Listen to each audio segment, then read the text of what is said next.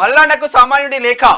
కల్వకుంట్ల కుటుంబ పాలన క్రూర రక్కసి కోరల్లో చిక్కుకున్న 4 కోట్ల తెలంగాణ ప్రజలను విముక్తి చేయడంలో మీ పాత్ర అనుపమానం, అద్వితీయం, అనిర్వచనీయం.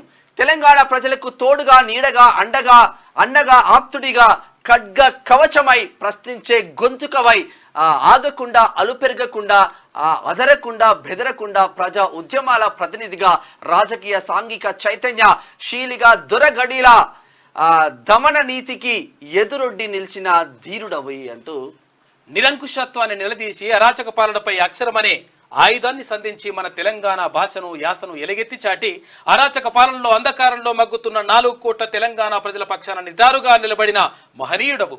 నిరుద్యోగులకు, నిరుపేదలకు, కార్మికులకు, కర్షకులకు, దళిత బహుజన బిడ్డల శ్రేయస్సుకు ప్రశ్నల ప్రవాహంతో దూసుకెళ్లి గులాబీ గుండెల్లో గుణపం దింపిన నికార్సైన తెలంగాణ ఉద్యమ బిడ్డవు మల్లన్న.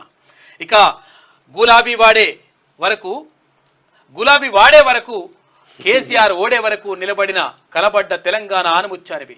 ఆఖరికి కేసీఆర్ కు కలలో కనబడ్డ పులి, బొబ్బిలి పులి తీన్మార్ మల్లన్న. ఎదురు లేదని, ఎవరేం చేయలేరని విర్రవీగుతున్న పాలకుడిని ప్రశ్నించి స్వేచ్ఛ కోసం, సామాజిక న్యాయం కోసం, సమానత్వం కోసం ఎదురు చూస్తున్న ప్రజల స్వప్నం సాకారం చేయుటకు తెలంగాణ సమాజంలో ఎగిసిపడిన ఓ కిరటం మల్లన్న.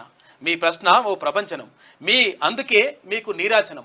స్వశక్తిని నమ్ముకొని అంచెలంచెలుగా ఎదిగి ఎందరినో ఆర్థికంగా ఆదుకొని మరెందరినో చైతన్యపరిచి అక్రమ కేసులతో, చెరసాలతో బంధించిన, ఉక్కుపాదం మోపిన చెరగని చిరునవ్వుతో పడిలేచిన కిరటంలా క్షణక్షణం అనుక్షణం ప్రశ్ననే నమ్ముకొని సత్యపదం వీడకుండా, ధర్మపదం తప్పకుండా వ్యవహరిస్తూ మీకు సామాన్యుల పట్ల శతకోటి వందనాలని చెప్పేసి మధు ఒక ప్రైవేట్ టీచర్ రాసింటారు.